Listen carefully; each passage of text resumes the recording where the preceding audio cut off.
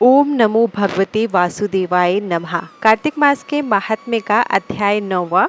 गुणवती का कार्तिक व्रत के पुण्य से सत्यभामा के रूप में अवतार तथा भगवान के द्वारा शंखासुर का वध और वेदों का उद्धार। सूत जी कहते हैं, एक समय हर्षोल्लास से प्रसन्न मुख वाली देवी सत्यभामा ने भगवान श्री कृष्ण से कहा, भगवान, मैं धन्य हूँ, कृतकृत्य हूँ और मेरा जीवन सफल है। प्रभु, मैंने पूर्व जन्म में कौन सा दान, व्रत अथवा तप किया है जिससे मृत्यु लोक में जन्म लेकर भी मैं आपकी अर्धांगिनी हुई हूँ। जन्मांतर में मेरा कैसा स्वभाव था, मैं कौन थी और किसकी पुत्री थी जो इस जन्म में आपकी प्रियतमा पत्नी हुई, ये सब बातें मुझे बताइए। भगवान श्री कृष्ण बोले, प्रिय, सतयुग के अंत में हरिद्वार में एक श्रेष्ठ ब्राह्मण रहते थे जिनका नाम देव शर्मा था। वे अत्रि कुल में उत्पन्न हुए थे और वेद वेदांगों के पारंगत विद्वान थे। उनकी अवस्था बहुत अधिक हो चली थी, किंतु उनके कोई पुत्र नहीं हुआ। केवल एक कन्या थी जिसका नाम गुणवती था। देव शर्मा ने चंद्र नामक अपने शिष्य को ही अपनी पुत्री ब्याह दी और उसी को पुत्र की भांति माना। चंद्र जितेंद्रिय तथा आज्ञाकारी था। वह देव शर्मा को पिता के समान मानकर उनकी सेवा करता था। एक दिन वे दोनों कुश लाने के लिए वन में गए। वहां यमराज के समान आकार वाले किसी विकराल राक्षस ने उन दोनों को मार डाला। वे दोनों अपने अपने पुण्य के प्रभाव से भगवान विष्णु के लोक पे गए। उनके मारे जाने का समाचार सुनकर गुणवती पिता और पति के वियोग दुख से पीड़ित होकर करुण स्वर में विलाप करने लगी। उसने घर का सारा सामान बेचकर अपनी शक्ति के अनुसार उन दोनों का पारलौकिक कर्म संपन्न किया। उसके बाद वह उसी नगर में निवास करने लगी। जीवित रहने पर भी गुणवती संसार के लिए मर चुकी थी। उसने होश संभालने के बाद से मृत्यु पर्यंत 2 व्रतों का विधि पूर्वक पालन किया। एक तो एकादशी का उपवास और दूसरा कार्तिक मास का भली भांति सेवन। इस प्रकार गुणवती प्रतिवर्ष कार्तिक का व्रत किया करती थी। एक समय जबकि वह रुग्णा थी, उसके सारे अंग दुर्बल हो गए थे और ज्वर से वह बहुत पीड़ित थी। किसी तरह धीरे धीरे चलकर गंगा जी में स्नान करने के लिए गई। ज्यों ही जल के भीतर घुसी, शीत से पीड़ित हो कांपती हुई वह गिर पड़ी। उस व्याकुलता की दशा में ही उसने देखा, आकाश से विमान उतर रहा है। मृत्यु के पश्चात वह दिव्य रूप से उस विमान पर बैठकर वैकुंठ लोक को चली गई। कार्तिक व्रत के पुण्य से वह मेरे समीप रहने लगी। तदंतर ब्रह्मा आदि देवताओं की प्रार्थना से जब मैं इस धरती पर आया, तब मेरे साथ मेरे समस्त पार्षद भी यहाँ आए। भामिनी, ये सब यदुवंशी मेरे पार्षद गण ही हैं। पूर्व जन्म के देव शर्मा ही तुम्हारे पिता सत्राजित हुए और वे चंद्र नामक ब्राह्मण ही इस समय अक्रूर हुए हैं, तथा तुम वही कल्याण में गुणवती हो। कार्तिक व्रत के पुण्य से तुम मेरे लिए अधिक प्रसन्नता देने वाली बन गई। पूर्व जन्म में तुमने जो मेरे मंदिर के द्वार पर तुलसी की वाटिका लगा रखी थी, उसी का फल है कि इस समय तुम्हारे आंगन में यह कल्प वृक्ष शोभा पा रहा है।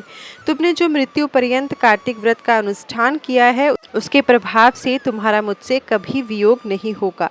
प्रिय, पूर्व काल में राजा पृथु और महर्षि नारद का इस विषय में जो संवाद हुआ है, उसको सुनो। पृथु के पूछने पर नारद जी ने इस प्रकार कहना आरंभ किया। प्राचीन काल में शंख नामक एक असुर था जो समुद्र से उत्पन्न हुआ था। उसने इंद्र आदि समस्त लोकपालों के अधिकार छीन लिए। देवता मेरुगिरी की दुर्गम कंदराओं में छिपकर रहने लगे। उस समय दैत्य ने विचार किया, यद्यपि मैंने देवताओं को जीत लिया है, तथापि वे बलवान दिखाई देते हैं। अब इस विषय में मुझे क्या करना चाहिए? यह बात तो मुझे अच्छी तरह मालूम है कि देवता वेद मंत्रों के बल से ही प्रबल प्रतीत होते हैं। अतः मैं वेदों का ही अपहरण करूंगा, इससे सब देवता निर्बल हो जाएंगे। ऐसा निश्चय करके वह दैत्य ब्रह्मा जी के सत्यलोक से शीघ्र ही वेदों को हर लाया। उसके द्वारा ले जाए जाते हुए वेद भय से उसके चंगुल से निकल भागे और यज्ञ मंत्र एवं बीजों के साथ जल में समा गए। शंखासुर उन्हें ढूंढता हुआ समुद्र के भीतर घूमने लगा, किंतु उसने कहीं भी एक जगह वेद मंत्रों को नहीं देखा। इधर देवताओं ने भगवान विष्णु के पास जाकर उनकी स्तुति की। तब भगवान जगे और इस प्रकार बोले, देवताओं, मैं तुम्हारे गीत वाद्य आदि मंगल साधनों से प्रसन्न होकर तुम्हें वर देने के लिए उद्यत हूँ। कार्तिक शुक्ल पक्ष की एकादशी को तुमने मुझे जगाया है, इसलिए यह तिथि मेरे लिए अत्यंत प्रीतिदायिनी और माननीय है। शंखासुर के द्वारा हरे गए संपूर्ण वेद जल में स्थित हैं। मैं सागर पुत्र शंख का वध करके उन वेदों को अभी लाए देता हूँ। इस कार्तिक मास में जो श्रेष्ठ मनुष्य प्रातःकाल स्नान करते हैं, वे सब यज्ञ के अवभृत स्नान द्वारा भलीभांति नहा लेते हैं। आज से मैं भी कार्तिक में जल के भीतर निवास करूंगा। तुम सब देवता भी मुनीश्वरों सहित मेरे साथ जल में आओ। ऐसा कहकर मछली के समान रूप धारण करके भगवान विष्णु आकाश से जल में गए। फिर शंखासुर को मारकर भगवान विष्णु बद्री वन में आ गए और वहां उन्होंने संपूर्ण ऋषियों को बुलाकर इस प्रकार आदेश दिया, मुनीश्वरों, तुम जल के भीतर बिखरे हुए वेद मंत्रों की खोज करो और जितनी जल्दी हो सके उन्हें सागर के जल से बाहर निकाल लाओ। तब तक मैं देवताओं के साथ प्रयाग में ठहरता हूँ। तब उन तपोबल संपन्न महर्षियों ने यज्ञ और बीजों सहित संपूर्ण वेद मंत्रों का उद्धार किया। उनमें से जितने मंत्र जिस ऋषि ने उपलब्ध किए, वही उन मंत्रों का उस दिन से ऋषि माना जाने लगा। तदनंतर सब ऋषि एकत्र होकर प्रयाग में गए। वहां उन्होंने ब्रह्मा जी सहित भगवान विष्णु को उपलब्ध हुए सभी वेद मंत्र समर्पित कर दिए। सब वेदों को पाकर ब्रह्मा जी बड़े प्रसन्न हुए। उन्होंने देवताओं और ऋषियों के साथ प्रयाग में अश्वमेध यज्ञ किया। यज्ञ समाप्त होने पर सब देवताओं ने भगवान से यह निवेदन किया। देवता बोले, देवाधिदेव जगन्नाथ, इस स्थान पर ब्रह्मा जी ने खोए हुए वेदों को पुनः प्राप्त किया है और हमने भी यहाँ आकर प्रसाद से यज्ञ भाग पाए हैं। अतः यह स्थान पृथ्वी पर सबसे श्रेष्ठ पुण्य की वृद्धि करने वाला एवं भोग और मोक्ष प्रदान करने वाला हो। साथ ही यह समय भी महापुण्य में और ब्रह्मघाती आदि महापापियों की भी शुद्धि करने वाला हो तथा यह स्थान यहाँ दिए हुए दान को अक्षय बना देने वाला भी हो, यह वर दीजिए। भगवान विष्णु ने कहा, देवताओं, तुमने जो कुछ कहा है वह मुझे स्वीकार है। तुम्हारी इच्छा पूर्ण हो। आज से यह स्थान ब्रह्म क्षेत्र के नाम से प्रसिद्ध होगा। सूर्यवंश में उत्पन्न राजा भगीरथ यहाँ गंगा को लेकर आएंगे और वह यहाँ सूर्य कन्या यमुना से मिलेंगी। ब्रह्मा जी और तुम सब देवता मेरे साथ यहाँ निवास करो। आज से यह तीर्थराज के नाम से विख्यात होगा।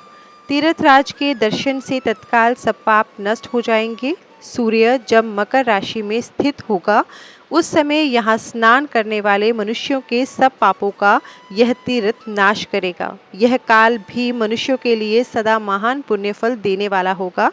माघ में सूर्य के मकर राशि में स्थित होने पर यहाँ स्नान करने से सालोक्य आदि फल प्राप्त होंगे। देवादिदेव भगवान विष्णु देवताओं से ऐसा कहकर ब्रह्मा जी के साथ वहीं अंतर्धान हो गए। तत्पश्चात इंद्रादि देवता भी अपने अंश से प्रयाग में रहते हुए वहां से अंतर्धान हो गए।